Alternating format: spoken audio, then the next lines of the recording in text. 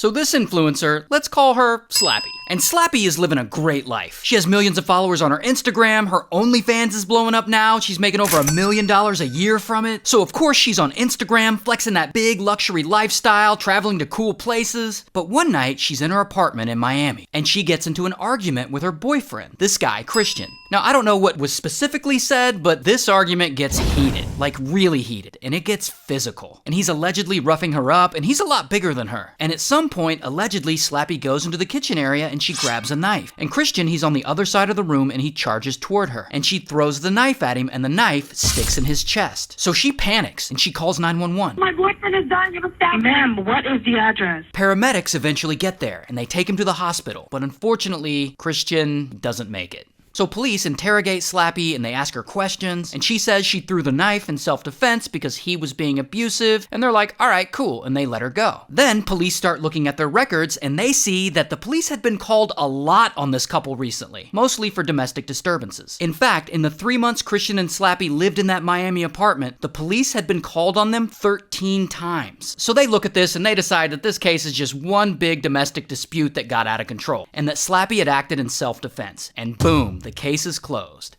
Until Christian's family, and there's a lot of them, so we'll just represent them like this. Christian's family thinks there is no way this story played out the way Slappy says it did. And they hire a lawyer to look into his death. And while they have to start a GoFundMe because they can't afford to pay for Christian's funeral, Slappy buys a $1.4 million house in Texas and moves there. But despite having little resources, Christian's family push police to reopen the case. And eventually, police do. They start reviewing all the times the cops had been called on the couple for fighting. And they start to notice, in some of these fights, Slappy was the one who was physically abusive. Allegedly. Like the year before, she had gotten arrested in Vegas for throwing a glass at Christian's head. Police also got a hold of this CCTV footage, which I can't really show you, but they are fighting in an elevator and she is very much attacking him. So eventually, after all this, they start doubting her story. Maybe he wasn't roughing her up that night. Maybe he never charged at her. But then, they get a massive piece of evidence. The medical examiner's report comes back and shows that Christian's injury was inflicted with a downward stabbing motion, not a knife being thrown from a distance across the room. So after 4 months of freedom, police track Slappy down, she's in Hawaii in rehab, and they arrest her, and here's her mugshot. And she's charged with second-degree murder, and she's currently in jail waiting for her trial. And all this happened in Miami, Florida, so shout out to Miami.